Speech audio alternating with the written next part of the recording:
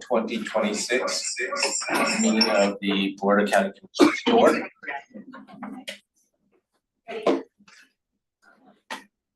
First item on our agenda is citizen input. One blue form, but if anyone else would like to provide input today, just let us know.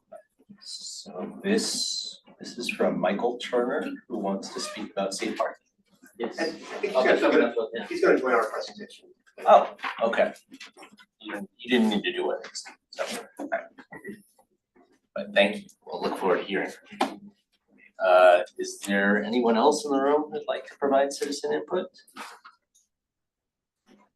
Anyone online, Brenda? No one with raised hand.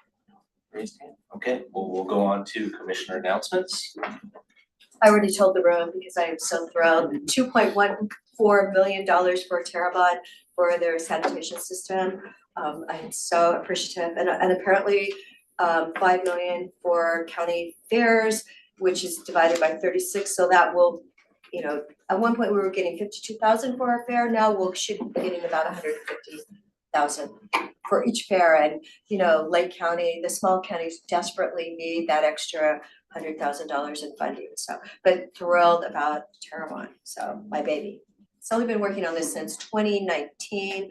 Thank you to Tom Anderson for doing the third study. Great. So legislative funding allocations. Yes. Development, anything? Just a little update, we had our joint meeting with Sun River Lapine Chambers last Thursday morning, so it was after our last board meeting. Pretty well attended, we all spoke at that, so that was real positive. And then working through we're all working through our interviews for fair board positions, so just put out information right here. If you'd like to have a seat, you can. These ones over here are not in the middle of the camera and all that stuff. There you go. Yeah. Oh, how nice. Generous. Seat there. Close. That's actually the most secret spot. Yeah, I can't see it. No way to see. Okay, with that, we can move on to our regular agenda. The first item is a work session. Board of County Commissioners direction to proceed with a public hearing to consider adoption of a new section of Deschutes County Code to wit DCC 2.35 contested case procedures. Thank you, Commissioners. Dave Doyle, County Counsel. This is a work session to hopefully get board direction to proceed with a public hearing. We would like to create a new section of county code specific to dealing with contested case procedures that are in the context of public health, environmental health type investigations and enforcement matters. Historically, we relied on a section of county code that is essentially for procurement and contracting, probably a little bit skinny relying on that. And the folks from public health and environmental health here could probably better explain why we want to make sure we've got the correct proceedings in place, the process to, because I think we're going to see a little more action in terms of trying to get folks to play by the rules and have licenses and things of that nature. So if the board's amenable, we would schedule this for a public hearing in a couple of weeks. And we would be asking for emergency adoption at that time so that we have it in place. ORS and our intergovernmental agreement with OHA mandate us to have that. And I think everybody's been comfortable to a certain extent that what we had in the books in the procurement and contracting area was sufficient, but it probably isn't. And so it's time to clean it up, and that's why we're coming forward. But these folks can better explain what it is we're going to be doing beyond that. So is this a new chapter, it's all new words, right? Brand new. Yeah, because I was kind of looking for the red lines and I figured, oh, no, this is just new. So, okay. Public health, environmental health folks, you want to give us the background? I mean, so like Dave said, we've been relying on a piece of the county code that exists for this requirement with OHA. And all of our current inspections like refer to the fact that if somebody has a problem with something that we've done, they can go for a contested case hearing, and we would go by this new code, which better kind of describes what we want as far as that looks. So just kind of cleaning up some of our procedures, like making sure that everything's in line for enforcement if we need to, and this was just one of those pieces that was kind of. What are some of the scenarios that come up? So this has So- never been used, I think. Yeah, but I mean, what gets contested? You know, you came in here and you said I did something wrong, but I don't think I did something wrong. Yeah. What generally are we talking about? I guess that's. It could be like a license revocation, something like that, where their ability to operate was restricted by the activity during an inspection or some type of visit to the facility. And so again, as Dave and Emily have said, this is just an effort to look at all of our procedures and make sure there's consistency across the board and that we have all of the pieces that we need if someone were to say, we don't agree with what's happening. Also maybe in like what we're going through right now is license payments, like we just went through our license renewal season. We have some people that, haven't paid for whatever reason, they do need to have a license to operate, so this gives us some more language around that. Those are a couple examples, but And you folks are talking primarily like restaurants, food Yeah. service. so it's the food pool and lodging program, so it'd be all of pools and spas that are licensed, all the food program and all of the hotel licensing. What about the food trucks that are on the road parked somewhere and don't have any license? So this would also be for that, same kind of processes that we're setting up for non-payment of licenses, operating at like a temporary event without a license, operating without a license and selling food. We'll have procedures for that are consistent through all of those kind of things and would refer someone through this. Yeah, I would add that Adria and Emily have taken over management of environmental health, and they're doing a tremendous job in really looking at all of our procedures, really wanting to have clear pathways, standard operating procedures for all the environmental health inspectors for issues like that and others who aren't paying. So those who are paying, right, we want to make sure that we are being fair, but being consistent across the board. So this is really kind of cleaning up all of those pieces. And so we haven't used this contested case procedure before, but we are occasionally having some conflicts or, disputes about, some of these topics that you've shared with us. I guess I would say we haven't had any disputes, but as we're looking forward to having a more consistent procedure, we see the potential for that to happen. And what we'd like to make sure is that the members of the public, whether they're a licensed facility that's been revoked or whether they should have a license and they never have applied for one, that there is a process by which we can really resolve what needs to happen moving forward. But we haven't used this. I think in our institutional memory of maybe 20 years, this has never been used. And we hope not to ever get to that point. I mean, our goal is we give lots of warnings, we talk through things where our education is always first with environmental health. Like our goal is to reduce the risk and help keep our community safe. We do not want to get in an enforcement if we don't have to, but to make sure that we are ready for that if we need to, we want to make sure that our processes are clear. And this is, like Dave said, we've been relying for those like requirements with OHA for some county code that doesn't really fit that great. And so we're reading this and going, well, this doesn't really seem like it fits. We would like something that we feel more comfortable is specific to environmental and public health. So, It always makes sense to get ahead of things. So this is just, for a public hearing on the matter, so we'll see. Yeah, if you're amenable, we'll tee it up, I believe, March 18th is what we tentatively have set for a public hearing, so we'll have the appropriate notice and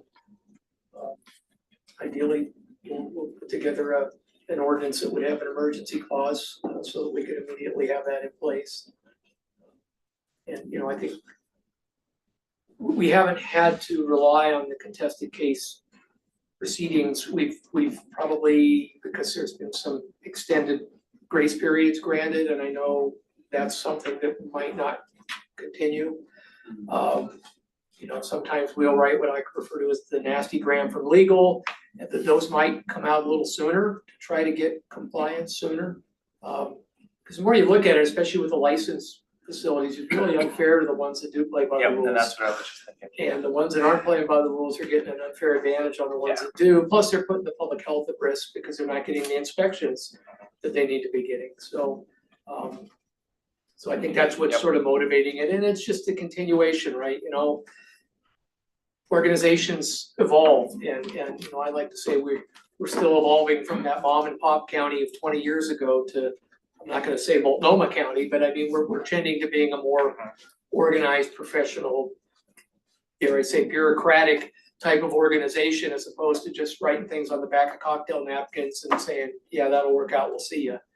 That doesn't always work. Staff changes, you don't have that institutional knowledge. And that was also a piece of this, is there was a staff person or two that had 30 years of institutional knowledge that is no longer with us, that retired, the nerve of him. And so it's a The good, nerve. it's a good time to clean it up as well, and that's a part of the motivation. Understood. Okay, well, thank you very much. We'll bring it back on the 18th. Thank you. Thank you. Next item on our agenda. Update from the Oregon Water Resources Department on current conditions. Please join us. Hey, Mr. Chair, I was gonna make a motion that we see if we could all agree that we should have a snowstorm in about 2 weeks here in Deschutes County. So I think the Board of Commissioners has any authority on that. I would vote for that. I know, I wish we could. I thought we're supposed to have a snowstorm on Wednesday. Well, maybe we will, That's what I'm hearing. Yeah, I think it's Wednesday. but yeah, it's just serious I business. didn't Let's see see a the big picture quantity here. of snow expected associated with that storm, but. It says 75% chance rain. But you know, they don't Here, always yeah. know. That's sisters. Oh, that's good.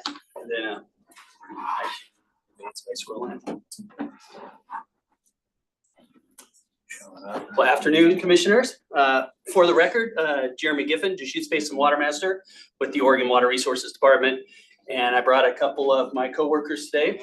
Carolyn Suffett, you may know, the region manager. For years, I came and gave this talk with Kyle Gorman, who was the previous region manager.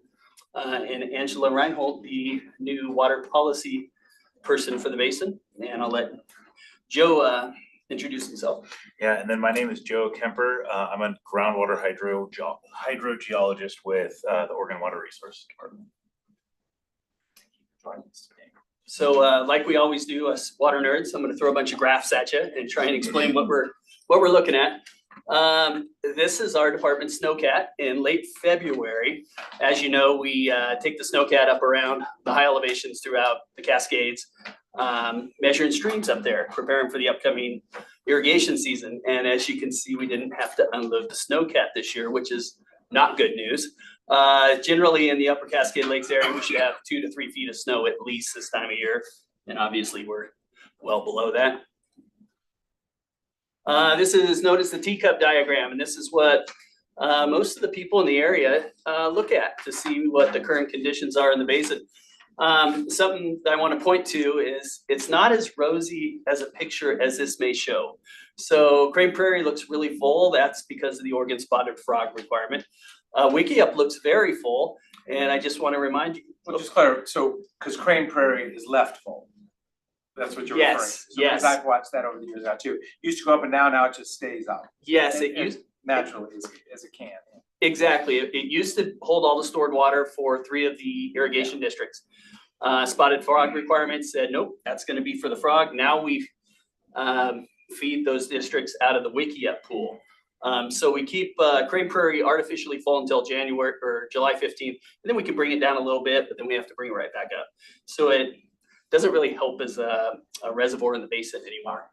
Wickiup is storing a large amount of water for the U.S. Fish and Wildlife Service.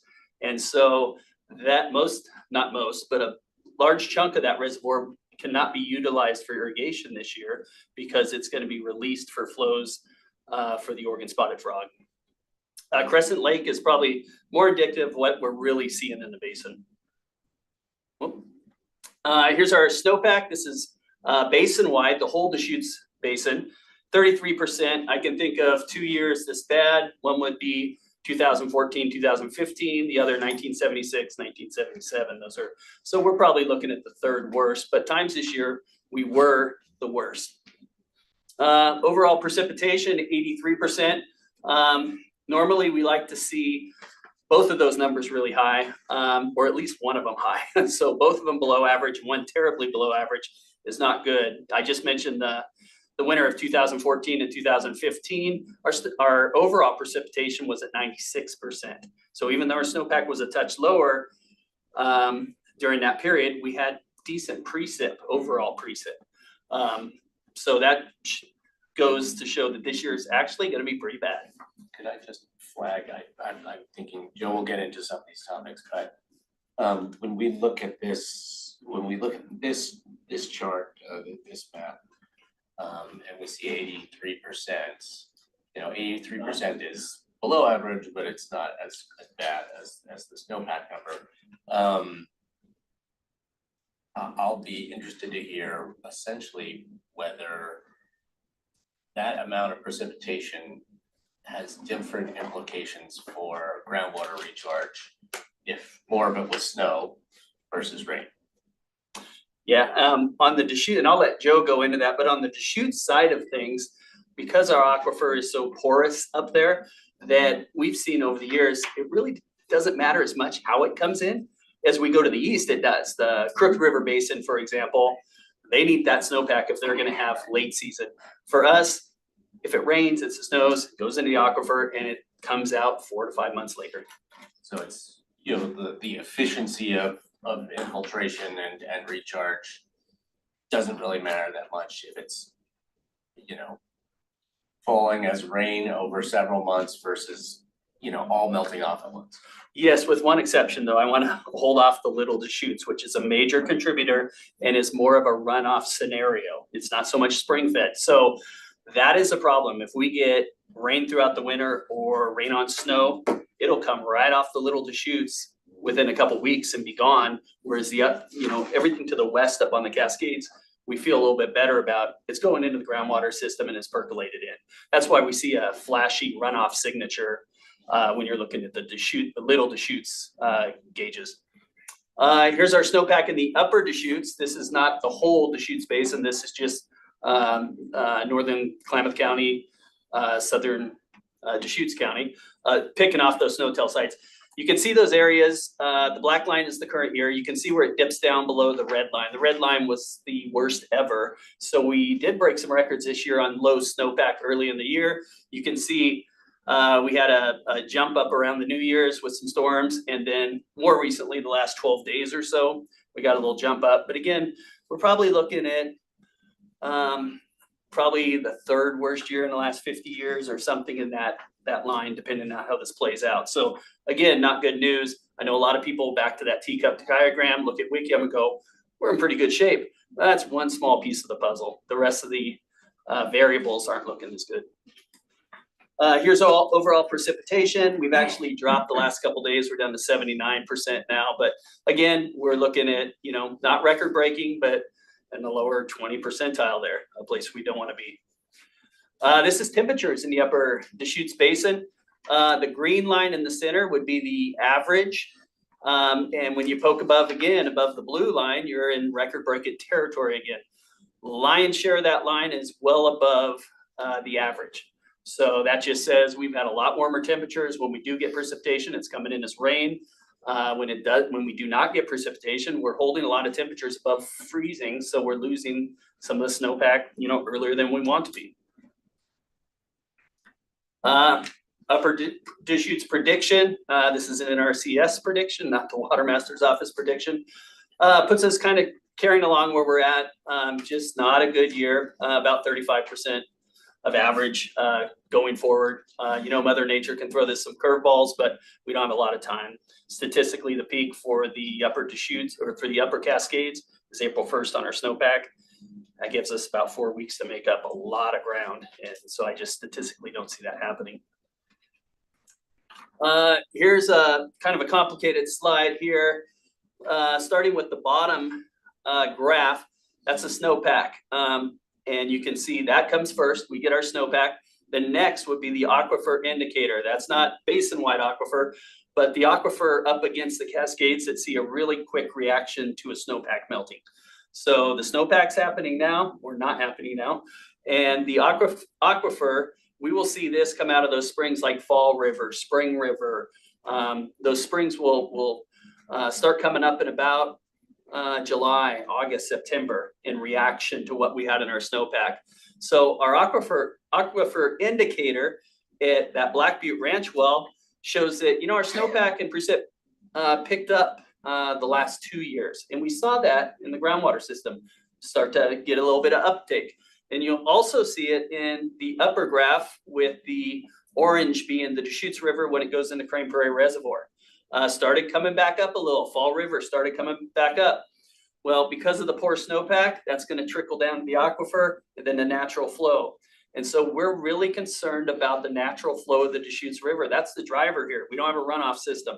So if there's a lot of natural flow, we don't really need the upper basin reservoir so much. But when there's not a lot of natural flow, i.e. this summer coming up, we're really going to pull down those reservoirs. And that's our concern.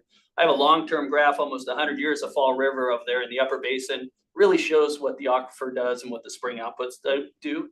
And we were in record-breaking territory 2022, 2023, had a couple of years that we're pulling out of it. Well, I think we're going to turn that boat around and head back down. So Wickiup will be managed to have water in it at the end of this irrigation season for next winter's spotted frog flow or levels? Well, we kept water in there from savings from piping, and it gets complicated for the U.S. Fish and Wildlife account to be used for the spotted frog. They have not called on that account. They will shortly, and it's about 20,000 acre feet of water. That'll be pulled out of the reservoir, so it looks fuller than it actually is. So it'll be pulled out in the winter or after the irrigation season? It'll be pulled out probably starting in the next couple days. Oh, okay. Early. And it was supposed to be out by April 1st. We're letting them drag that on a little bit, but we'll be dragging that down just for flows that cannot be utilized. Most of them cannot be utilized by the irrigation district. So we're going to be letting that go down through the system. I'm Another just reason, trying to understand timing. Can't be So utilized early, by the districts because it's too early. It's before irrigation season. yes, Because, that I mean, was- it's going through to, to the diversion dam site in Bends, and, the frog habitat is above that. and that's where it's getting tricky, is that water that's before the irrigation season will clearly go through. Long-term, that water is supposed to be protected all the way down to Lake Village Chinook to where it cannot be utilized by the irrigation districts. Those agreements aren't in place yet. So this year, any water released after the start of the irrigation season legally can be picked up by the districts. So the irrigation districts are happy that we're delaying the release of that water because there's a better chance they can use a little bit of it.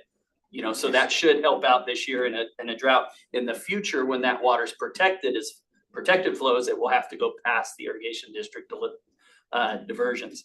Another thing, pointing back to that pretty full Wickiup, we had a lot of crop prices in Madras that weren't great this last year.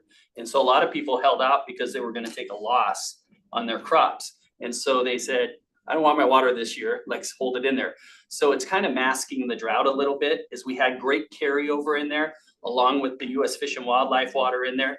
So it's not showing a true representation of how bad the flow conditions are up in the upper basin. But I was just back to where I was going, it's just wanting to make sure that there's steady flow on the Deschutes year round instead of the high lows, super highs and super lows, right? I mean, I think that's one of the spotted frog values, is making sure it's not washing everything away in the irrigation system and then super low all winter long. And that is exactly correct. There's a bunch of flow triggers that were put in place as part of the HCP that are bringing those down over time, and they've already done that. They brought up the winter flows to 100 CFS from 20. They brought down the summer peaks. They mellowed out our ramping rates. So it stabilized the river. But in addition to that, we have 20,000 acre feet of bonus water to be directed by the U.S. Fish and Wildlife to be released to fill in missing holes in areas when, life cycle of the frog or something when the water's needed. Before we leave this slide, can I also just ask, so bad snow year is followed by low spring discharge, less water in the ground coming out into the river. How is that sequenced, right? If we have a terrible snow year this year, will we see that immediately in groundwater discharge to rivers? Will we see it over the next 2 years? Or, Well, it's really attenuated, and I think Joe will go into this a little deeper, but this basin is amazing. The snowpack goes into the ground in the spring, and the orange line up there is the Deschutes River as it heads into Crane Prairie Reservoir, fully spring fed. That's after the snowpack goes into the ground, goes through the aquifer, short distance up there, and pops up in the springs. And on August 18th, we will peak at that gauge. And I know that sounds like a Vegas gamble right there, but it's so rudimentary. I mean, it happens every year on the same sequence, where it's between the 18th and the 20th of August that gauge will peak. And we had the good snowpack last year, and we were guessing, okay, we'll be up around 230 CFS. And sure enough, it goes up there. Bad snowpack sits down about 140 CFS. So it's very predictable into what those upper basin springs do, depending on our snowpack. But you're right, there is a component, because this aquifer is a big chunk of Swiss cheese, that it actually attenuates out a little bit. So we can have a really good snowpack and precipitation year, and we'll see it for a couple years drag out. But the quickest events will probably happen in those springs, July into August. So that late season pickup of natural flow will likely not happen this year. So on a good year, we'll see, we'll see an immediate response, and we'll have some benefit in the ground to carry for, that's attenuated over the next couple of years. And bad years, same thing. Exactly. We The see lion's both share will immediate happen. response and longer term effect. Most of the response will happen this summer, but it is attenuated out. Yeah. So here is, we brought up the Little Deschutes River, which is a major driver of the natural flow in this basin. And as I said before, it's not spring fed, it's largely runoff, 97-mile long drainage, huge drainage. When you pack that with snow, that's a lot of water sitting on the ground. What I graphed here is 3 years. 1999, if you remember, was a stellar snowpack year, 200% average. 2015, the one that we keep referencing here, was a little worse than what we're seeing in the snowpack this year, but better precipitation. And the green line there, 2016, kind of an average year. So I expect the Little Deschutes runoff this year to look much like that red line, probably follow it very close. That's not a lot of extra water to be added into the natural flow system. That means we're going to rely on stored water more than we normally do. During a good year like 99, that's 100,000 acre feet of extra water I'm able to put down the irrigation district canals. That's half of Wickiup Reservoir capacity. So a good water year, lots of water coming down to Little Deschutes. I don't worry too much. I can feed the irrigation district canals off of that flow and not have to rely on those reservoirs till later in the season. This year, it's not going to happen. We're going to have, and hopefully it's attenuated a little more like that one. We could get what little snowpack we have, a warm rain on snow event, and that flushes out so early that we can't take advantage of it because it comes off all at once. So we're hopeful. It's not a lot of water up in the Little Deschutes drainage, but we're hoping it comes off slow, whatever we do have up in there, so we can utilize it throughout the summer.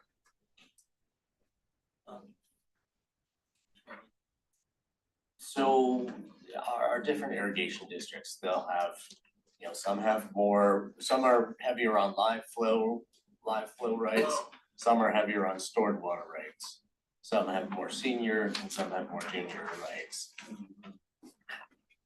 If there's just a lot less live flow in a given year, does that hurt the districts that have more live flow rights? Or is it basically like the districts with the senior rights are still in better shape than the districts with the junior rights? Yeah, the senior districts generally have the live flow rights because they were here first. They didn't need extra reservoir water to be put in.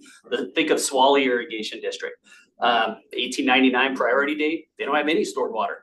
they get to pull the natural flow right off the top. As we go down those priority dates, those districts don't want to use their stored water. They want to grab that natural flow. And so the natural flow gets taken away as we head down. And on bad years like this, that line to where you're using natural flow in storage and everyone above you gets natural flow, that line moves up, and it moves up into dangerous territory like 1905 priority date, Arnold Irrigation District. You can remember not last year, but the previous 4 years, they were, shut off in July. Devastating for those districts. It's a little early to pull the crystal ball out for that, but it's gonna be rough for the Arnold Irrigation District this year. Well, Three Sisters has already told my neighbor who's got a big hay ranch that he might get one crop with Yes, the water.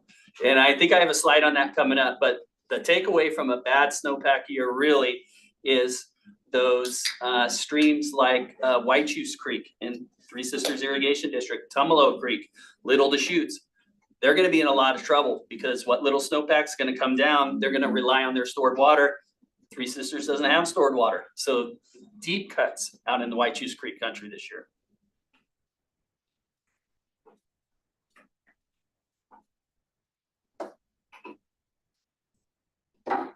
Way better, but they're in way better shape than they were before they piped the whole system. Yes, tremendously better shape. So here's the slide I put together for that quotes my predecessor, Aubrey Perry. He was the Deschutes Basin Water Master, kind of the father of the basin from 1933 to 1960, here when all the reservoirs were put in and all the changes made. And he had a quote that's been passed down through the water masters, and he always said, if we get 30 inches of water in the snowpack at Cascade Summit by April 1st, we're gonna be all right. So you can see 2015 there, very small amount of water. By the time we were about 5 inches up there, devastating year. Where the light blue is up until February 26th. And then the purple is what we generally get by the start of irrigation season. So where I'm going with this is, if you haven't got it by now, you're probably not gonna make up lost ground. And you can see us at the end there at 2026. We're sitting well under 10 inches. We need 30 to be all right, according to the old water masters. So I don't think we're gonna be all right this year. And we are running off the coattails of last year, was pretty good. We saw a little bump in the aquifer. Hopefully that helps us out a little bit this year. I don't think it's gonna pull us out of trouble though. Jeremy, so we will be all right. Is that in relation to the amount of rights to divert water that we have for the system, or? Yeah, he was referring to the irrigation districts being able to make it through the season if they had that much. We're diverting less water than we did back then, but we're irrigating roughly the same acres as we did back then. Obviously, I couldn't talk to him. He died before I was born, but he, he had a good fix on how the basin worked, believe it or not. Nearly 100 years ago, he had key areas that he would look at in the basin.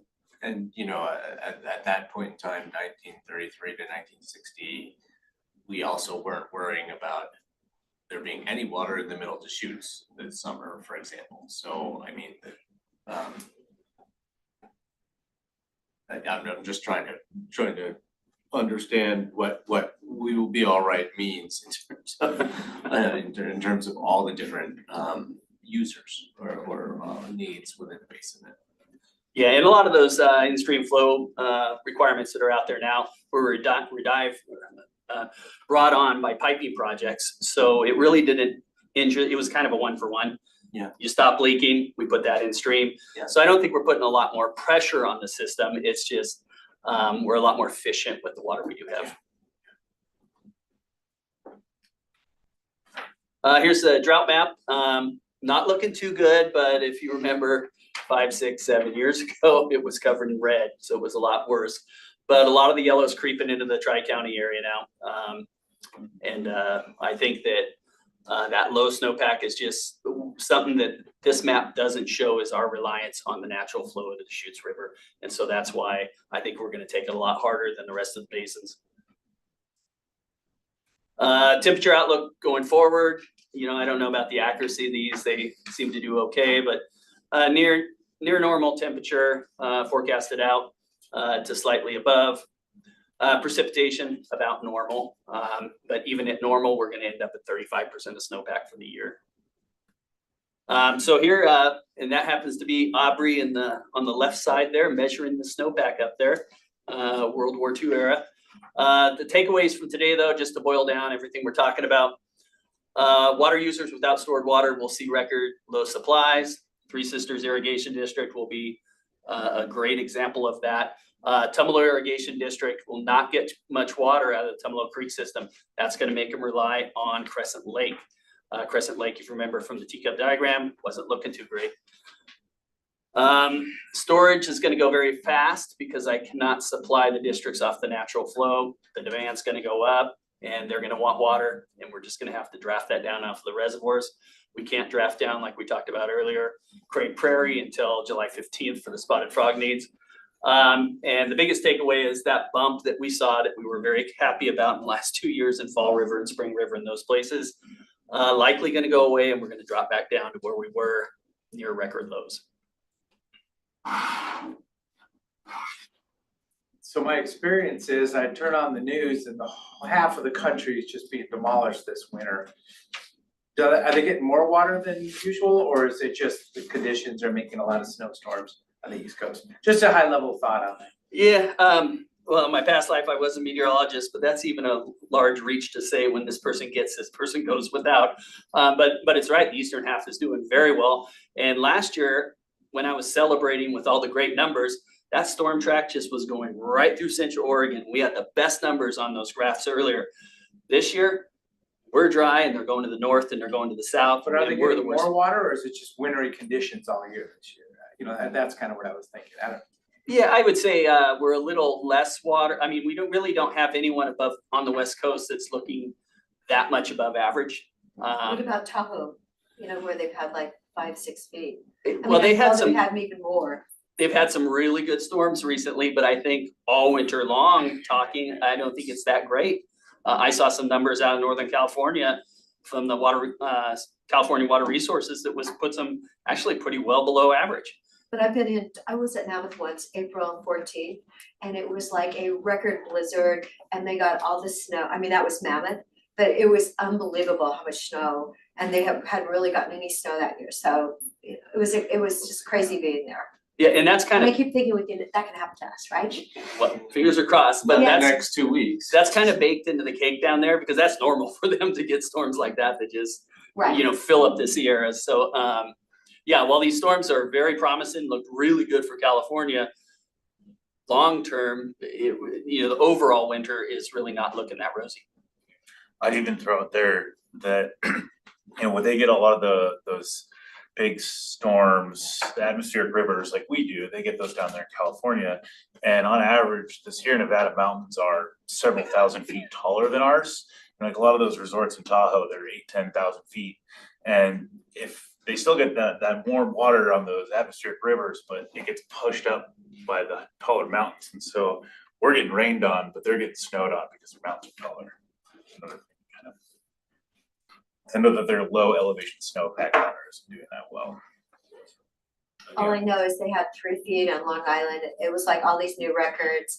And I was calling a company in Massachusetts, and I'm going like, where's my credit? And they go, have you not been following the weather? We've had to be closed so much. Yeah, they were like a month behind because they have had so much snow up there. They forgot.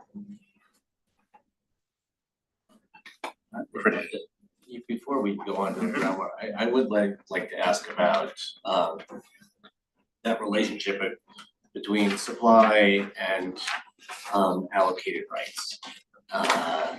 So this is a way below average year. Just on an average year,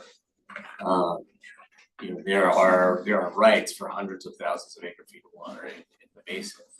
And so in an average year, does that works, the amount of rights there are?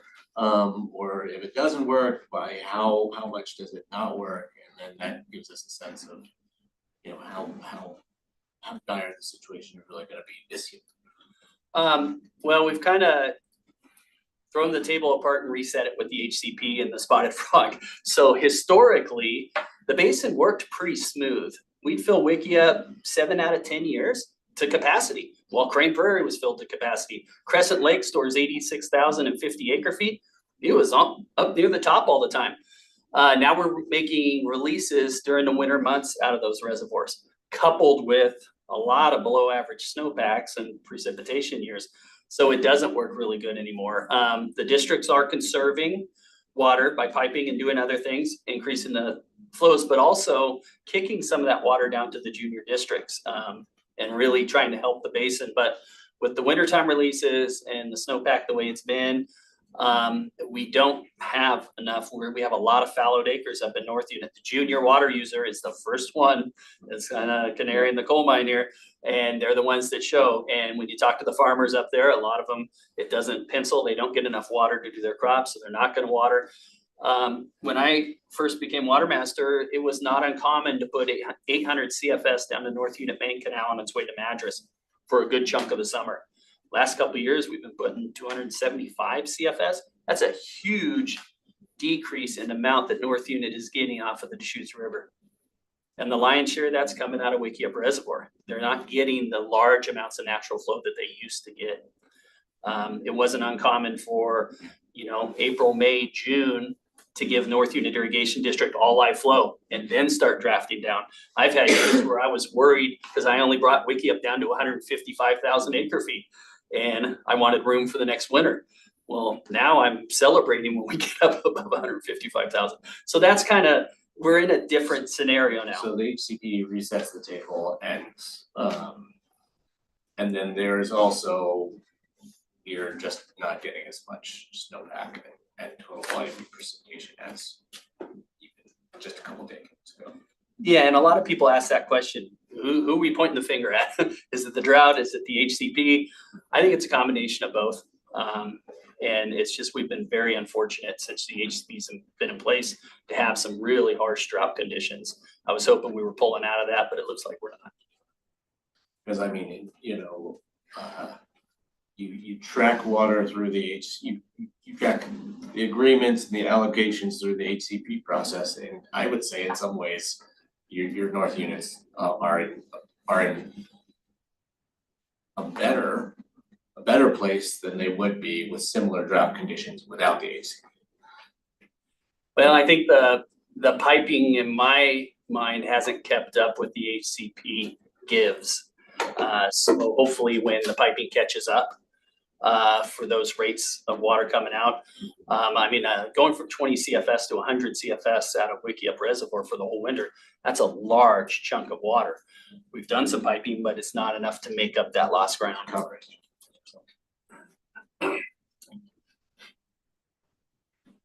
Any other questions before we switch gears and go underground?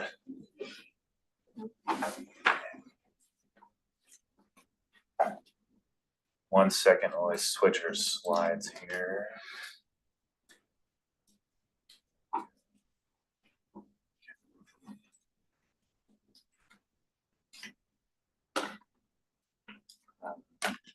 Right, okay. And again, I'm Joe Kemper from Oregon Water Resources, hydrogeologist for the department. I'm a newer face in here, so. But yeah, wanted to, I guess this is the first time that we've done this, given kind of an update on groundwater conditions in the basin at this meeting. So on that note, giving the room sort of a 1-minute crash course in how the system works here. So much of what I use and what we know is based on a cooperative study done between the USGS, Oregon Water Resources, kind of in the mid-90s, early 2000s. These are two really well-known figures from there. We've here on this map on the left, City of Bend, Redmond, Sisters, Lapine down here. The colors there are estimated groundwater recharge. Right, so we've been talking about precipitation, snowpack, rain. This is looking at how much water makes it past the roots and gets into the rocks. And so the darker the colors, the darker blue means more recharge, right? So ultimately, where most of our precipitation is coming is in the mountains. And that's what the dark blue stripe on the left is calling out. That's the ultimate source of our groundwater system, kind of in the Deschutes aquifer. You then looking at the right is this kind of cartoon cross section here, showing how that might work from the Three Sisters area up on the upper left-hand side there. That's where most of our water is going to come from, and it soaks into the ground and goes on these long regional paths. And Jeremy, a lot of the discussion's been around these spring-fed systems, and there's two, kind of simplifying it down, there's two general areas where we see a lot of springs, and that's the first one is along the edge of the Cascades. Right, so we've been talking about Fall River, Spring River, the Metolius. So those are the ones that are tucked right up against the Cascades. Get a lot of springs there. The other one is where the Deschutes River and Crooked Rivers confluence.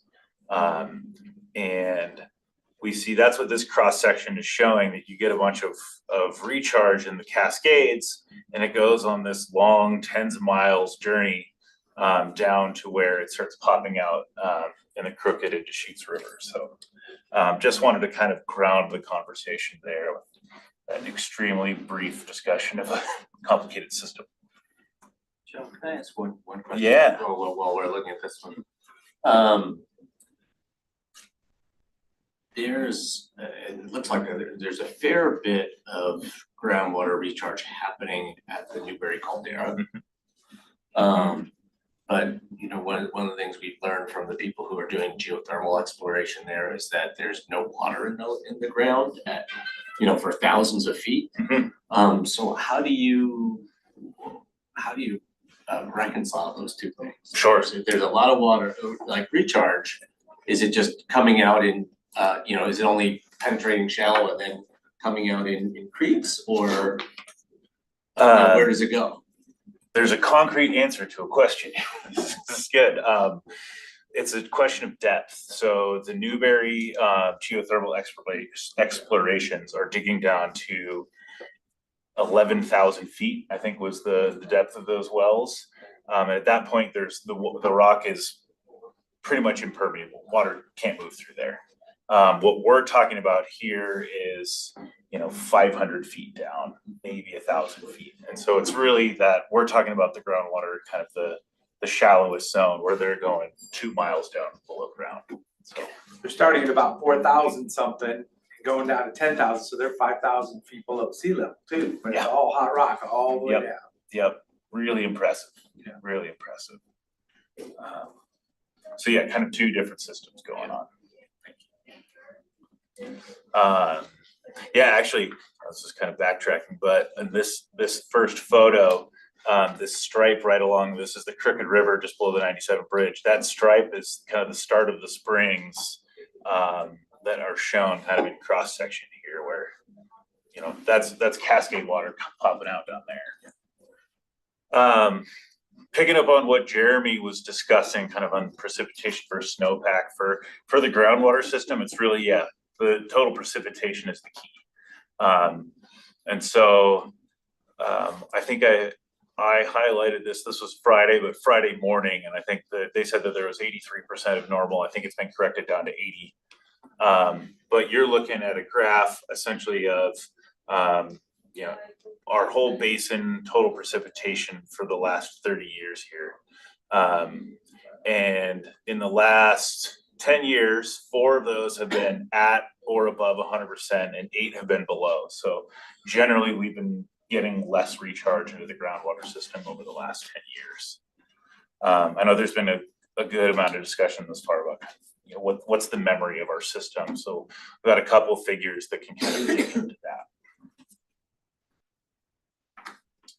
Okay, so I'll be showing you a couple groundwater hydrographs. Just like stream flow, I mean, it's essentially depth to water in a well over time. And so that we're looking at a well that's inside the city of Sisters that's been measured since about 1960. That's the top blue line over here. I circled the well kind of in an inset of that recharge map I was showing earlier. The bottom blue line is a 4-year moving average of the precipitation that we've gotten here. And so you can see a pretty tight correlation between, early mid 80s, we had a bunch of wet years and water levels came up in the well. Then it got dry and the water levels dropped. And then we had the late 90s, a bunch of really heavy precipitation years and water levels picked back up. And so, yeah, you can see that the groundwater system has kind of this moving memory of the last, 5 to 10 years of what we've been getting. And like Jeremy had called out, about 3 years ago, we were pretty much at historic lows. And then we had a few years that were, about average, and things started turning around, but we don't have very good conditions right now. So, but this is a well that's right next to kind of the Cascades, pretty similar to those springs that we've been talking about. So if you look at that, not quite sure what year that is, but it's between the 1999 and 2009. That huge drop off in the well elevation. Is that one bad precipitation year, or is that a couple of bad precipitation years compounding on each other? It's definitely a couple years compounding. One way that I've been, I think mathematically and probably how this works is that, if we have a given snowpack or the amount of precipitation we get in a given year, we'll see most of that come out that, in the next 6 to 12 months, but then a little bit of it will stick around. Maybe 20% comes out 2 years later, 10% comes out a couple of years later. And so you'd have this sort of this cascading memory of what's happened over the last 3, 4, 5 years. And then when we see that 2019, that drop off starting around 2019, we had a few dry years in sequence, if I remember correctly.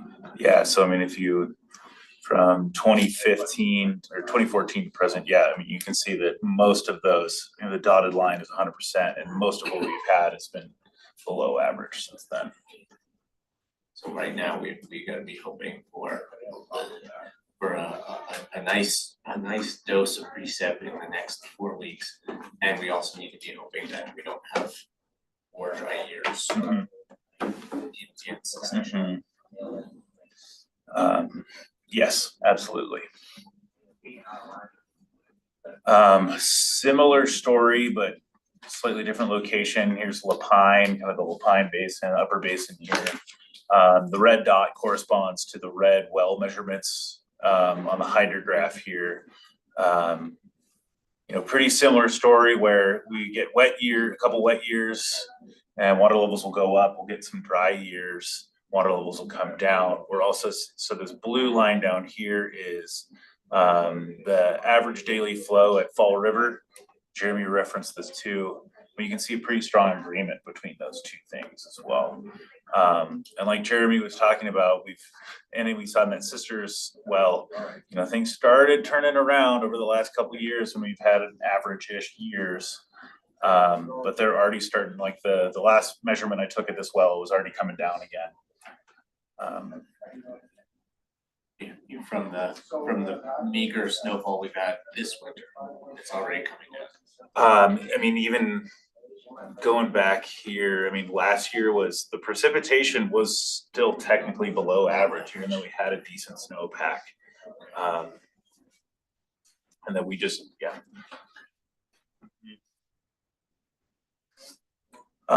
going then kind of towards the center of the basin here. So see City of Bend at the bottom, City of Redmond at the top. And then I've plotted a hydrograph of several of our long-term observation wells in this area. And essentially this is kind of the deepest part of the groundwater system here, further away from the Cascades. And we've seen, so the time scale, the text is obscuring the time scale here, but this is going back to about 1970 is right here. So 1990 was about here. And since about 1990, this, kind of the deep central part of the aquifer there has been declining more or less continuously. It's been about a foot a year since the mid 90s. And then since things got pretty dry in 2019, early 2020s, that rate of decline picked up to about 2 feet, 2.5 feet per year.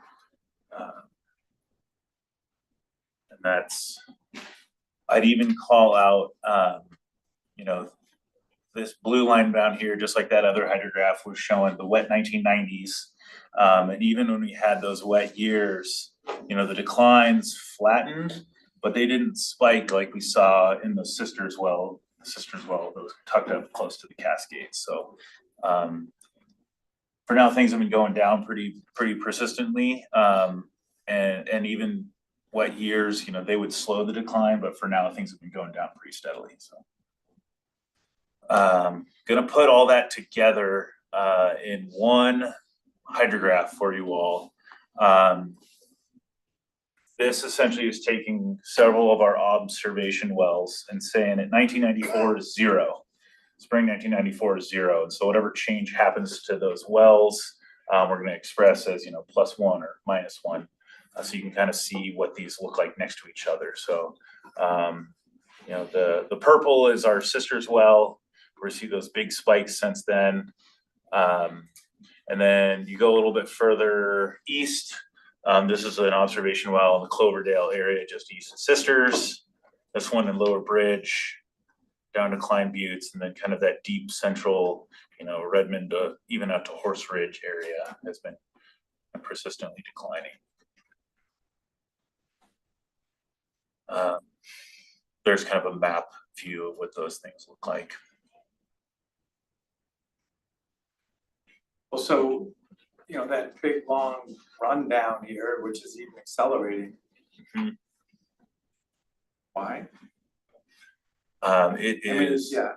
yeah, Is that 'cause absolutely. somebody flushed a toilet somewhere? Or somebody, irrigated a field somewhere, or is it truly just climate or? So there's, it's a lot of different things, and there was, it's what likely is driving most of the declines is the drying climate. Kind of over time, we've just gotten less rain and snow, and like we've been seeing those things build up on each other. We've also been, use has, so climate is most likely the primary driver.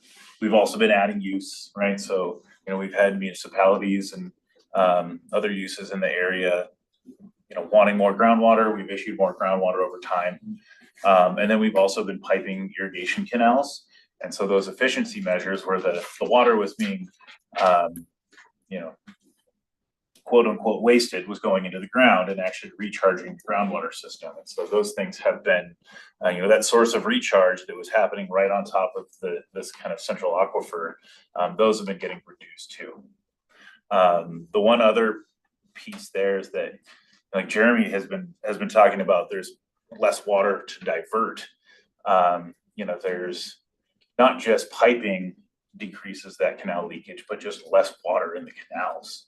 If there's 800, we've gone down from what you said, 800 CFS in the North Unit Canal down to 275.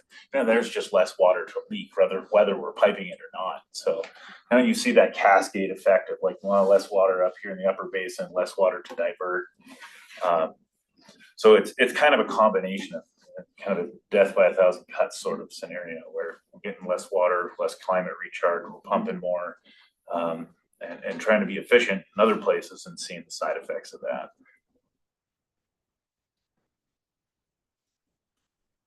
Any other questions before I?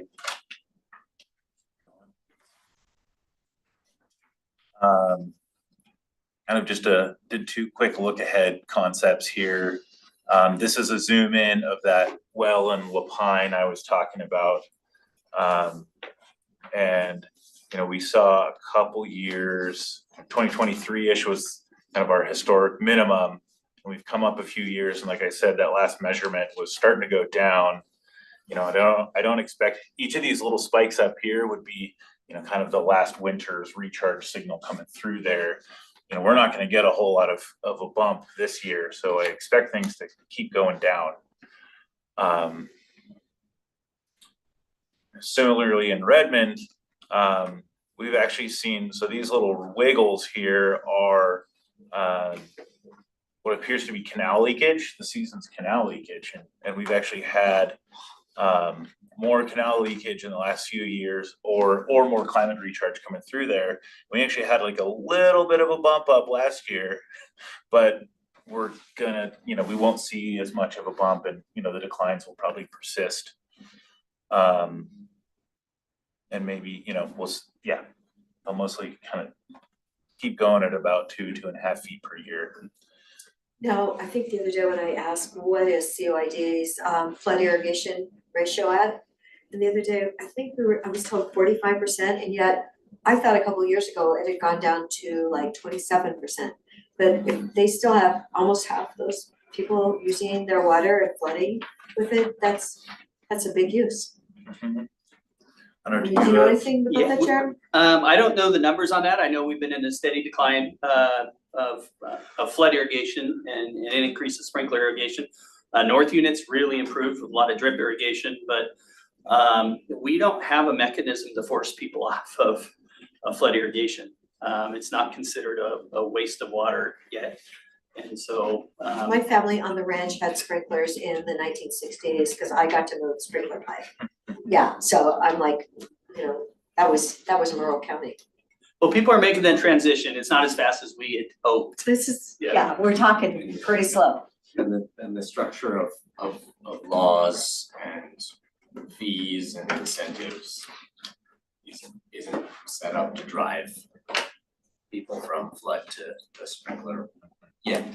And the common beliefs of use it or lose it, we don't push that as far as the public thinks. So a lot of people are scared that if I don't use it all, I'll lose it. And that's generally not the case. We look at areas that for forfeiture that haven't been watered, not someone who's watering more efficiently. One last one that I had for you all today. I thought this was reasonable to kind of flag in this room. Is just a time series of the counts of how many new wells have been drilled in a single year and deepenings in a single year. So the orange is new wells, and blue are deepenings. And then, you know, that dotted gray line is again kind of that 4-year climate average that I've been flashing up there a bunch. So it's certainly, you see a correlation between our dry periods, right? When the gray line's going down, the blue line goes up. So you get more water levels dropping. You see people that need to deepen their wells. There was a really big step up in, you know, 22, 23, 24. And that number is likely to continue.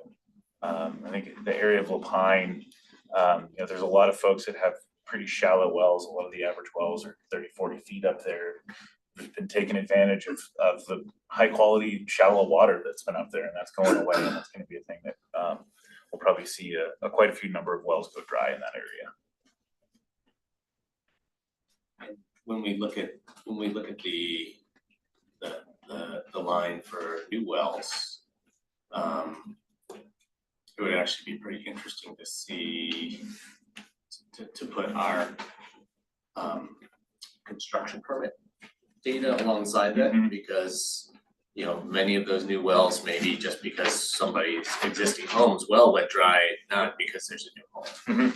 That's exactly right. I field a lot of those calls where people come in and they're well dried up, and the driller was hesitant to go down that old drill hole because the well log was missing stuff and they didn't want to be liable for something going wrong, or it was an old cable tool well and they can't get there, it's not straight enough. And so I think a lot of the new wells are masked as this would have been a deepening, but the driller wouldn't deepen on my existing hole, so it's a new well. And I think that probably economic activity is a pretty strong driver here too. I mean, I look at 2008, 9, 10, not a whole lot of new wells being drilled there. That's an interesting kind of confounding variable in this. So I have a question, when you talk about these, let's say 2014, Now, on the chart, does that start from like October to May? Or because you've got 2 calendar years, how does the system really work? Cause I remember in November 13th, I think it was 2014, we had 24 inches of snow at my house. We only get an average of 33 in Sisters. It was a huge storm, nobody projected it, and it was there. So would that have gone into the year 2014, or would have that been into the year of 2015? That would have been 2015. So we're dealing with a couple different timescales up here. Right. Most of our graphs are showing calendar time as it goes on, Uh-huh. but most of our snowpack, precip, all of those are made from October 1st Right, to okay. September 30th, the water year. And Okay. so we started the 2026 water year on October 1st of this year. So the event that you're talking about would have been that following year. And so we're talking 2 different timescales, Right. making it work. Well, I was just trying to get my head around it, like, okay, which one are we talking about and where would it go? So, thank you. I'd also throw out there, I think this is the first time that the groundwater update was requested. So if there's other, I kind of took a stab at what I figured folks would be interested in. So if there's other requests, I'm happy to, try to answer those questions for you. Well, and I have a few right now. While we're looking at this graph, something that's come up, a question that's come up around the table at the Water Collaborative, the Deschutes Basin Water Collaborative is, if people on exempt wells, exempt individual domestic wells like this, do things to reduce the amount of water that they're pumping out of the ground. I've got a great example, a homeowner out on Holmes Road who, he tore out 1/3 of an acre of turf, put in a cistern with a kind of very gradual pump instead of trying to suck 3,000 gallons of water out of the ground at once to pump water his lawn. And his well is 700 feet deep. It was failing before he did these things, and now it seems to be fine.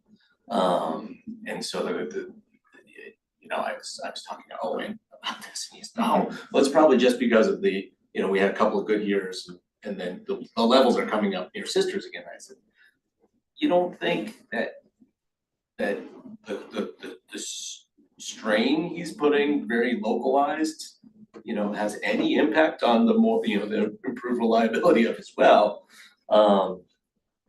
Because if that's the case, if people in a neighborhood saying, okay, we're gonna reduce the amount of lawn we're irrigating, we're gonna reduce the total amount of water we're taking out of the ground, and that's gonna help my well stay good for another 5 or 10 years, then that's a really important thing for us to be encouraging in some of these neighborhoods where people are facing stress right now.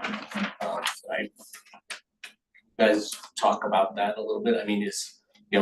That guy on Holmes Road, is his well fine now just because we had a couple of good years, or is his well better because he did things to not cause a cone of depression right underneath his house, or both, or? I guess I'd, the first comment is that, groundwater use, right, is pulling water out of the system. And that's, I don't wanna minimize that in any way.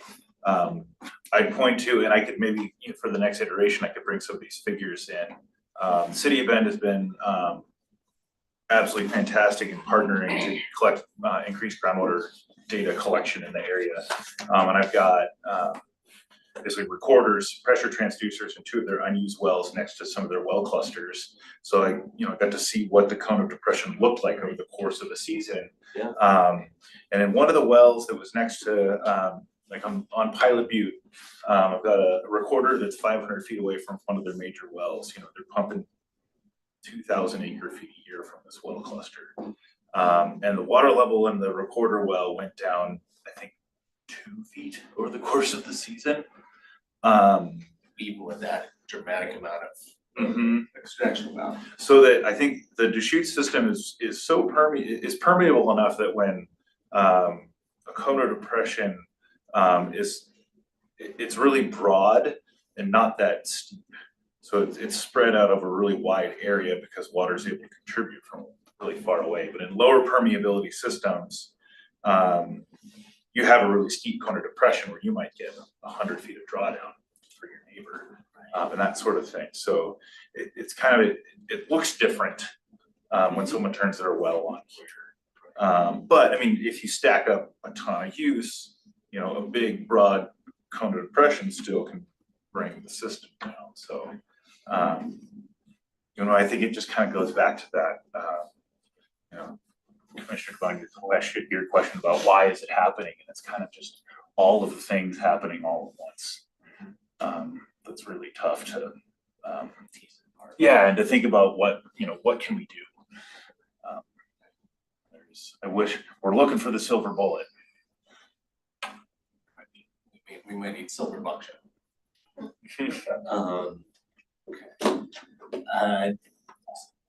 There were a couple of your graphs were, you know, some of the most dire ones were Redmond. You know, they were associated with the Redmond or Redmond area wells. Bend, in Bend area, probably similar, you know, kind of based on the distance from the Cascade Crest. Yeah, I mean, you really see a difference west to east across the cities, kind of city area. I know that we got to get going in a few minutes, right? Oh, sorry. No. You guys have We some can place go here. all after. Yeah. You could ditch me here too. But yeah, I mean, on, you know, kind of on the west side, we've seen, you know, you're just that much closer to the recharge, you know, up Tunnel Creek, where some of the city outback wells are. You know, we haven't seen water levels decline all that much, but then, you know, one of the wells that I had shown up there was kind of the deepest part of the aquifer in the Pine Nursery area and Pine Nursery Park area. So kind of on the northeast side of Bend, you're getting into that pretty further away, deeper, further away from the recharge, deeper side out there. My last question, if you guys have time, I wanted to ask about the implementation of the groundwater allocation rule. You know, the major criteria for that is a certain decline from a historic groundwater level, and you know, I believe that we're hitting that in the areas around Bend and Redmond. And I was just I was curious if you could tell me about some of the permits that are butting up against the groundwater allocation rule right now. Permit applications that have come in and are, you know, OWRE scratching their head about with the implementation of the groundwater allocation rule. Yeah, we've had, I think, about 5 applications come in since our new groundwater allocation rules were adopted in late 2014. And the two, you know, key metrics are water level stable? Are they reasonably stable? And there's a total decline threshold of 25 feet, and then sort of a moving average, your rate of decline in the last 20 years. And so if you're more than 0.6 feet, so just over half a foot a year in the last 20 years, if your average rate of decline is more than that, essentially water is not available for new use. And then if you've had more than 25 feet, water is not available for new use.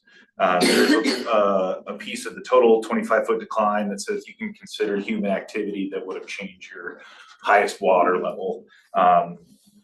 Leaking canals is certainly a thing, and so the department's taken a close look at that. We're going to come out with a technical report that says here's our best assessment of how much water levels change because of leaking canals. Thank you. I'm happy to chat about as much of that as you want. I have to have you guys back. Thank you. Thanks for having us. Absolutely. That's all set. Alrighty. So, March 31st, that's the day, right? That's today. Yeah, we got it. Yeah, it's only the second. Sorry, that went a little longer than anticipated. Item number 3 on our agenda, safe parking program update from Mountain View Community Development.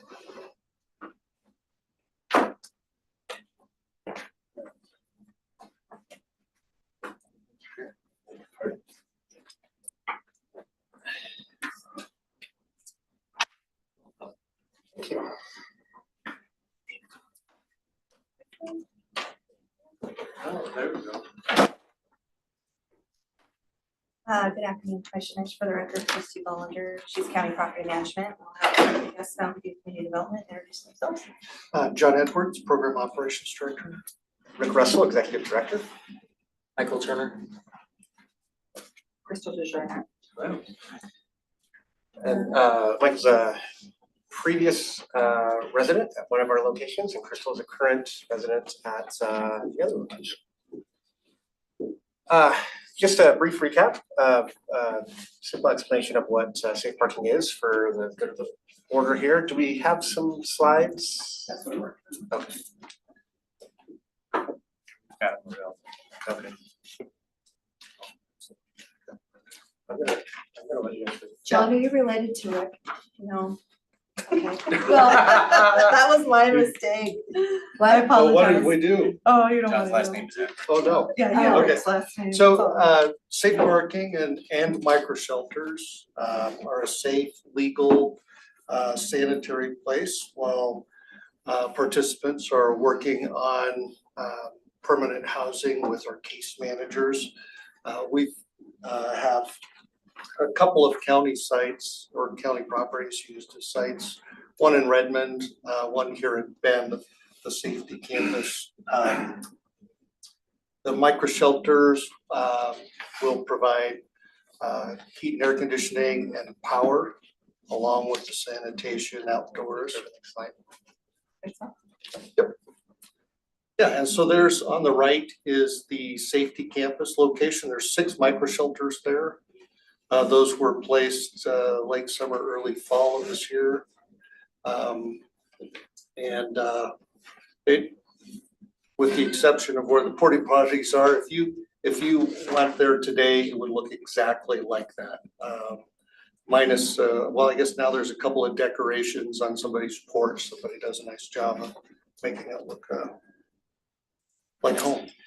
Yeah, so we're here today for in regards to 2 different locations. If you can go to the next slide.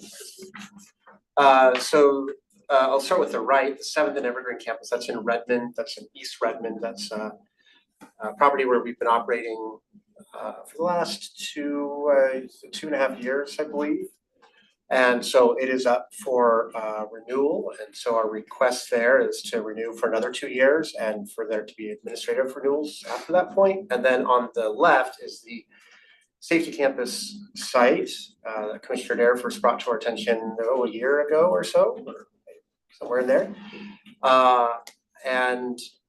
The Board of County Commissioners requested a 90-day review after we had began to operate there. And so we're here today to both of those. I would note the safety campus site are micro shelters, whereas the 7th and Evergreen property are a vehicle site. So just a little bit about what we do.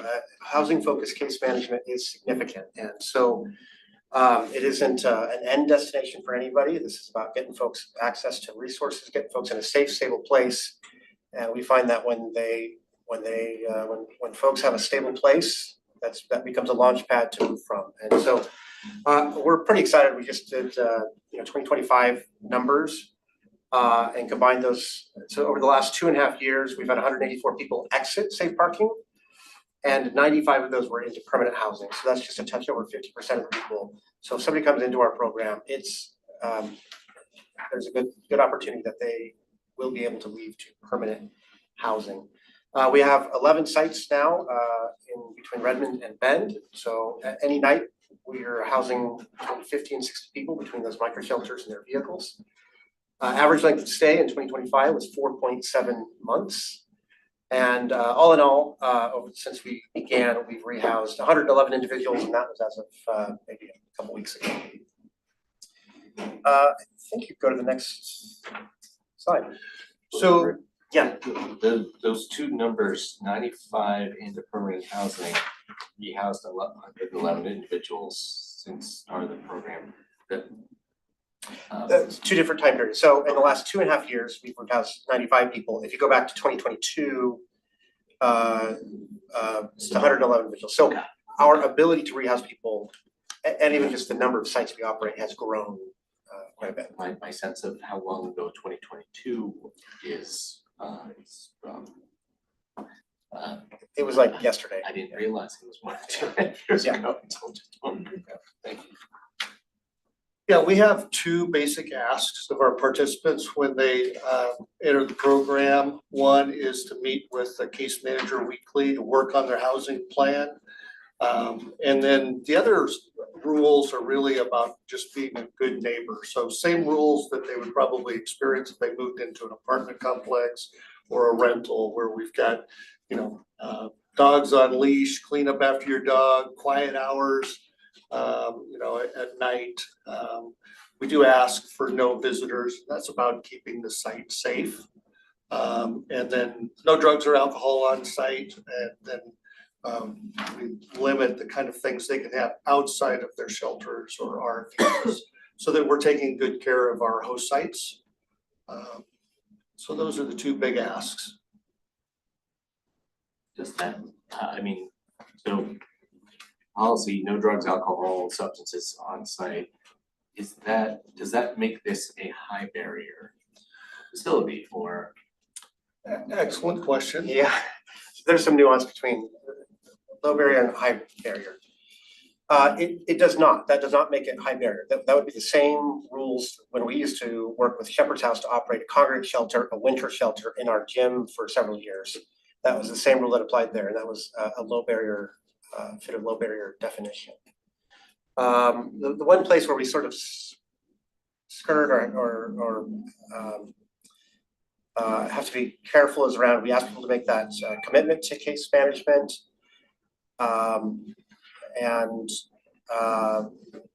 There's an expectation that they'll engage in that case management, and that can bump us up into a higher high barrier category.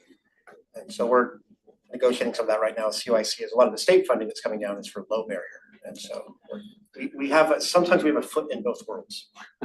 So, and also on the drug and alcohol, that's strictly on site. We don't regulate whether somebody's sober or not. We encourage treatment when they're not sober and encourage them in that way. But it's not being sober is not a prerequisite for being part of the program. But being part of the program may be a prerequisite for getting sober. Yes, exactly. Yeah, we have in Bend, we have 3 operating sites: West Side, the county safety campus, and then the city of Bend. And then we're working on a 4th site, currently. That would bring us up to 20 spaces. So that would be, I think 12 or 13 micro shelters, and then or 14 micro shelters, 6 RV parking spots or vehicle parking spots. In Redmond, we have a few more sites, and there's a pretty good mix of micro shelters and RV sites. What's the total number of, so 14 total micro shelters and then some number of RV sites, or? In both communities, or? Yeah, across the. There are, we purchased 26 micro shelters, but 6 of them are waiting for that 4th site. So there are 20 in use right now, and the rest would be vehicle sites. And how many vehicle sites are? So we have a 38 plus 14, I should do the math on that, 52. minus 20, 52. Thank you, we need an accountant on this, Yeah, or CPA. 32. Where's Michelle? Calculator. Yeah, okay. Oh, no calculator. That was a math. That was really, Yeah. The last thing, just kind of about the program, the differences between, if you go to the next slide, the differences between Bend and Redmond. They have very similar ordinances. They were crafted after one another. I would note that the county also has a policy, but we currently are not operating any sites in that, unincorporated county donut around the municipalities. For example, in Redmond, we can go up to 8 units per site, whereas in Bend, it's still 6. Our businesses really like that, no unauthorized camping within 500 feet of a safe parking site. We have businesses that have been incentivized to be host sites because they would rather have a managed situation on their property that comes with structure and accountability versus an unauthorized and unmanaged situation maybe across the street from them. Last thing I'd note, part of the services we also provide is just access to showers and laundry.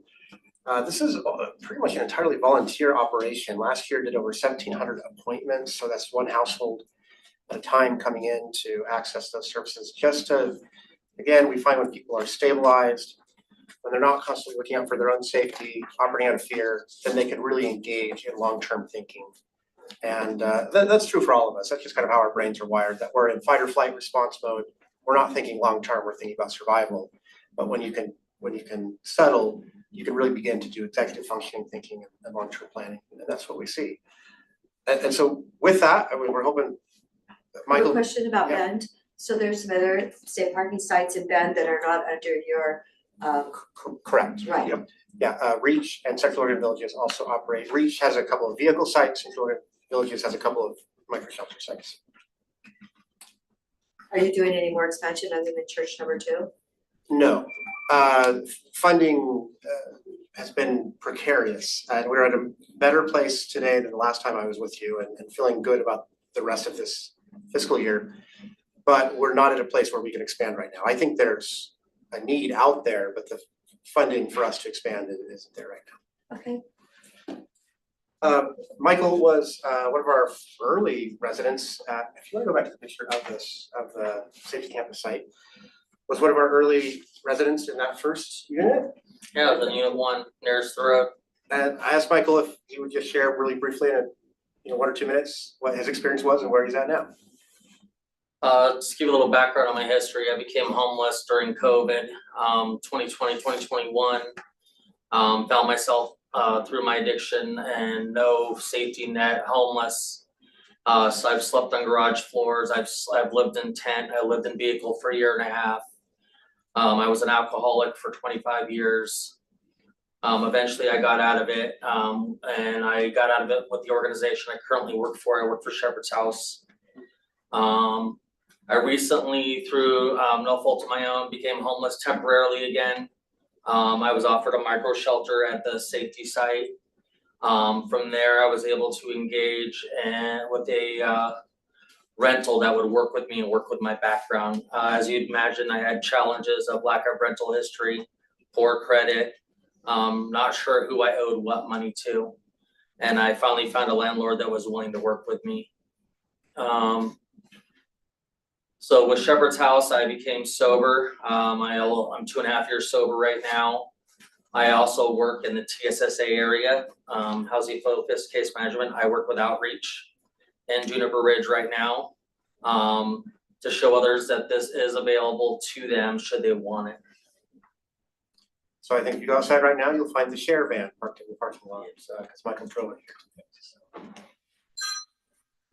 So our request to you is that again, just a 90-day check-in on the safety campus site. We did a check-in with our neighbors in the last couple of weeks. Heard no concerns from both of our immediate neighbors as well as a couple neighbors across the street. And then asking for a 2-year renewal with a administrative renewal on the 7th and Evergreen site.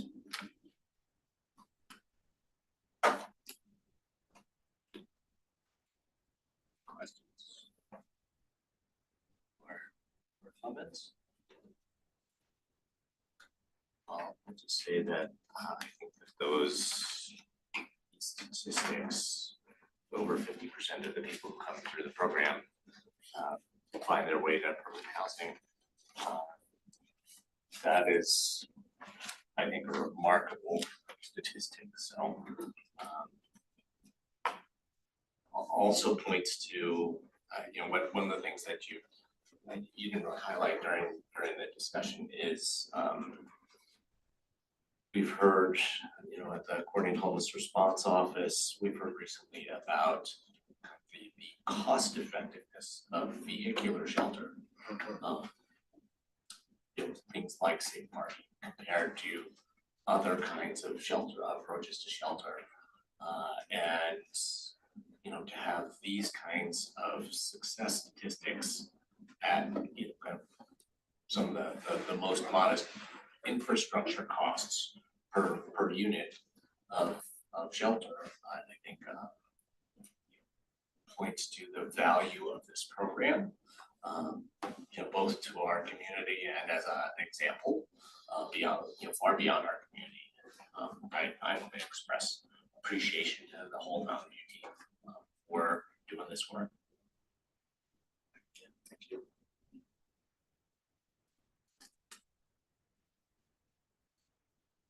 So who's gonna run the program if you're elected commissioner? It's a good question. We have a board, we're a nonprofit, we have a board that is very aware of that, but supportive, and so they've been working on succession planning for about a year now, and they will manage that process by bringing in, we already have a couple of consultants who fed into that process and are have a meeting actually even later this week to decide if I will leave at some point regardless of what happens this year. You're leaving this year, irregardless? No. At some point I will leave. It could be this year, but it could be 5 or 10 years from now. They're putting into the process plan right now to handle succession process. So, and we have a fantastic board, folks from Ben, Fredman Sisters, people with deep board experience who've been through these processes multiple times. We've already interviewed, discussed with multiple search employment search agencies. You know, another thought is the number of one, you know, you've got the 26 micro shelters and 52 RV sites. You know, our community could certainly use more, you know, tremendous value. But for a single organization, just managing that many sites is, you know, it's a good amount of work. So you could also imagine Mountain View taking the position that you want to maintain and operate more than grow in the next couple of years, and that it seems like you have quite a staff infrastructure for operations and maintenance. We do, and I think what we do is very scalable. I think as an organization, what's interesting for us is our next biggest project is permanent supportive housing on the east side of Redmond, which will drastically change the work that we do and have ongoing funding commitments from the state of Oregon for 15 to 20 years. And so we can see a near-term future where safe parking is only half or maybe even less than half of what our actual total operations are, because we're talking about 75 homes or units of permanent supportive housing. And that funding process is going quite well. But no, we received a grant of $3 million last December from the Federal Home Loan Bank toward that project. And we are in the final stages of funding from Oregon Housing and Community Services. In fact, our application goes in front of their Stability Council this Friday, and we will get a determination, not a funding award yet, but a sort of a check mark that tells us to take our estimates on construction and turn them into hard bids and come back to them within a series of just a few months so that there is a final award on that project. And so we are talking about breaking ground on that before the end of this year. And that will change how our operation, how our staffing levels look. Right. Yeah, I guess I was just thinking about safe parking and, you know, if you weren't growing safe parking, then you know, folks who are very familiar with the maintenance and operations, that's all you need. But there's this whole entire very exciting other piece of work that you guys launched, and it looks like it's coming close to fruition. Yeah. We have a great experienced team. I'm really grateful for the folks that I have. More questions? So I don't have a feel for how money is flowing here at all. It's wonderful to be able to provide these services in many levels. From my experience, I remember that the county wrote checks to get a lot of this started, and it was ARPA one-time money. So, you're asking, hey, give us more runway, but Mountain View Community Development, is it public information about how money's flowing, what revenue funds? Because I just worry about, oh, we're doing great, oh, we don't have any more money. And then the whole community looks at it like, oh, now what do we do? And then it comes back to the commissioners again, please give us more money because we're doing great work. I understand you're doing great work. So I've always worried about that. I always worry about it too. Yeah, critical to this is the state legislature working on the SSP, State Shelter Program dollars, which we were not eligible, word eligible is tricky. We did not receive last year because when we first started safe parking, that was not considered shelter. And the funds last year were to only sustain the shelter beds that were initially created. That definition has now been lifted after July 1 moving forward and for the next 5 years. And so it's been really critical for us to position ourselves for the next allocation of SSP funding. I am grateful to report that just last Friday, last year's allocation, there's about $10 million to the region. There was a remainder of about $177,000 and $150,000 was awarded to us. And so we feel good about our ability to get to July 1 of this summer.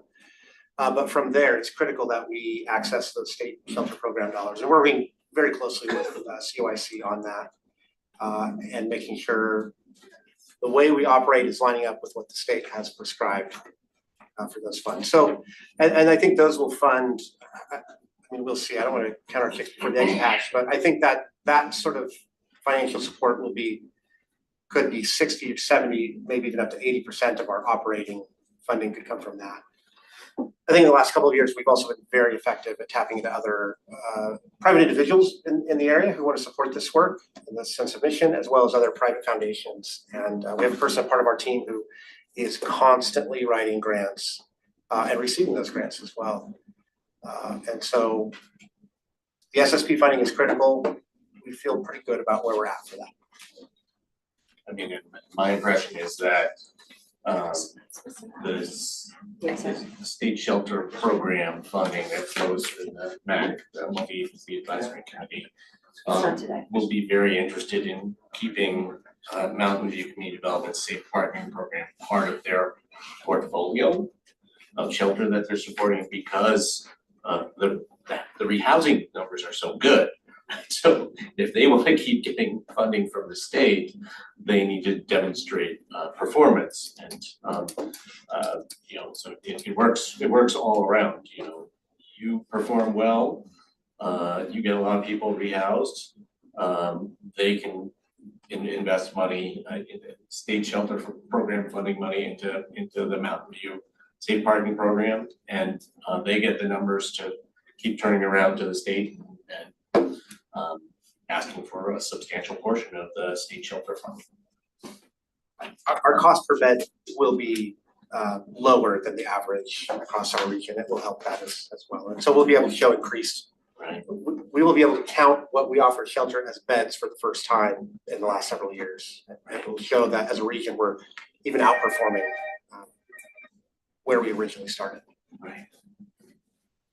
And I've been tracking the state shelter program funding in the legislature this short session, and there's going to be a lot of belt tightening in a lot of places, but that is one place where the legislature is trying to hold firm. So I'm feeling pretty good about the next fiscal year.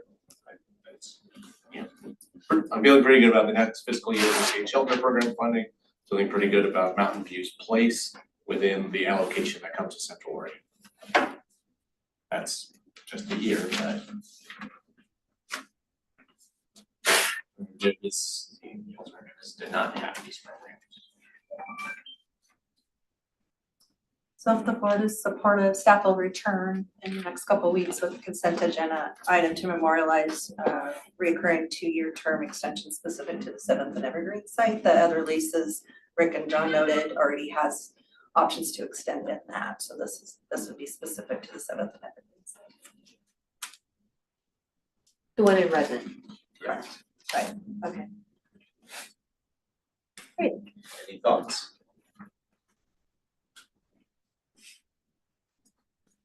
What Well, thoughts? I haven't been supportive of either one of these county parcels for this purpose. I mean, we wanna do good things, we've got the east side of Redmond, we've got Juniper Ridge. Way back, I would have done a lot different, I mean, so it's, we're out here on these, you know, avenues of trying to do things. I would have done it very differently, as I say, a long-term visitor area, large lot. Please sign some paperwork, we could have had these services on site, so as I say, I haven't been supportive, but it's not because I didn't wanna really get some things done, I just would have gone down a different path way a long time ago. And you know, the MAC, the multi-agency coordination group, that was governor coming in saying, hey, let's just drop a bunch of money in and everybody will do a few things. I'm on the COIC board, that happened around me, nobody ever informed me about what was going on, the appointment process wasn't clear. So it's like we still don't have who's leading, who's following, how can we optimize the system, and you know, what are we really gonna do, where we wanna be 3 to 5 years from now. It's just a lot of activity in a lot of different areas. I understand your passion and the great work you're doing, but as I say, I just haven't been happy with it No. for a couple of years now. I do want to, Crystal, thank you so much for coming today. I appreciate you being here. Yeah. Yes, it does seem to be cost effective, so that's the good news. People definitely need help, but I know our Veterans Village is one of the finest in the state, so thankful for that and what they've done there. And, you know, we've spent, what is it, billions of dollars in the state on the homeless, and what do we really have to show for it? But your program is actually cost effective, so why have you had to like beg to get funding? That's what's really, really sad. We hope this is a different year with a different set of criteria, and we're. Yeah, begging doesn't, yeah, So Commissioner Dare, are you supportive of a lease extension? it's coming back on consent, isn't it? Is that what we were told? Well, Yeah, With the will of the board, so I as I mean, say, I've been supportive. Christie's asking us, she's not telling us. Right, you're telling, Commissioner Devon saying he's not voting for it again, right? That's right. So I do want to talk to the people. It is not affecting the one next, on the backside of the veterinary hospital then? That one is not coming back at this point in time? no, we did write in extensions in that one, so Okay. that one doesn't need to come back to the board, but the one in Redmond would Okay, need to come back to all the right. board. Well, I haven't heard from any of those neighbors. You know, they have my number, so I would say it should be fine. Maybe, I don't know, can we do it for 1 year, not 2? Just, I like the feedback. I don't like to wait 2 years and then have you come back in 2 years. I think it's better if the commissioners hear what's going on. And that keeps you on their toes and it keeps us on our toes.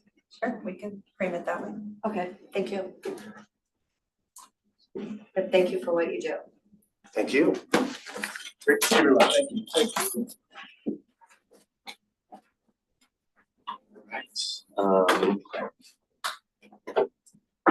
This time, we can do other items, and then we have an executive session. No, we don't. And I We don't. understand the executive session is done for the consent. Christie just provided notification that it was gonna get canceled.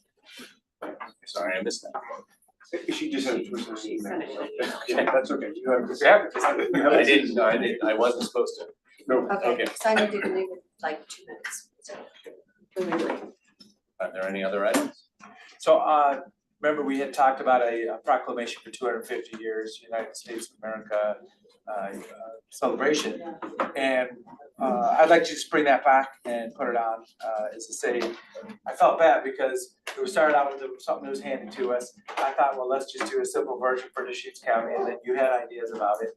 So I'm back to the beginning of the proposed,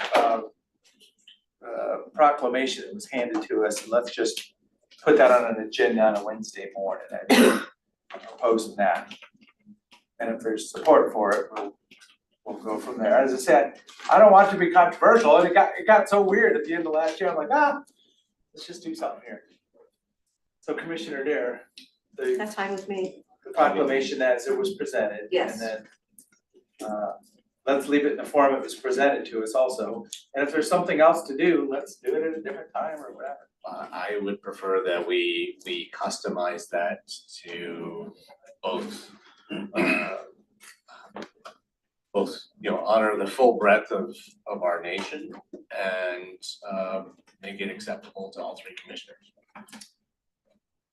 Well, it's, But if you wanna make a motion and overrule me, you're welcome to do that. well, yeah, so at this time, I'm asking that version of that proclamation be put on the agenda. That original version, I don't accept. Okay, I'll second your motion, Commissioner Devon.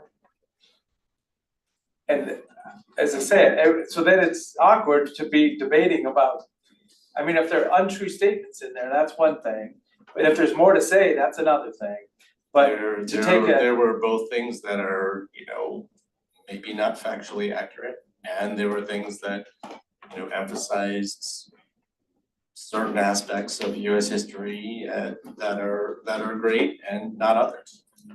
well, as I say, so that could be a separate add-on or discussion. So with that, I either make a motion or I guess that's a motion second to make it official. As you say, I feel bad it has to be contested. Yeah, I do too.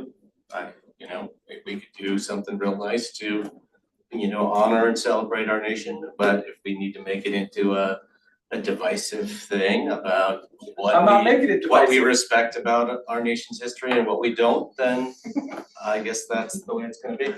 See, And but for you to say that, you've already made it divisive and you're saying we're doing something wrong. No, If we're doing something, we're doing something, and you can add to it if you want, No. but please don't do it. No, you just said you wanted to go to the original version, and we've already had an in-depth discussion about what some of the shortcomings of that original document were. And we can all have different points of view. So you saying So like, we oh, don't let's need just to- go we back don't to need that to is basically I voted trying for to it. pretend. Yeah, I know, this is silly. Pretend that none of that discussion happened. So, and couldn't happen. when, you can do your motion and you Okay. can vote for it, I let's voted go for for the it. vote. Alright, let's, Commissioner DeBonne, Aye. Commissioner Dare, chair votes no. And when it comes back to us, I'll make a couple of other statements about it. Okay. Is there anything else on it? Right, meeting's adjourned.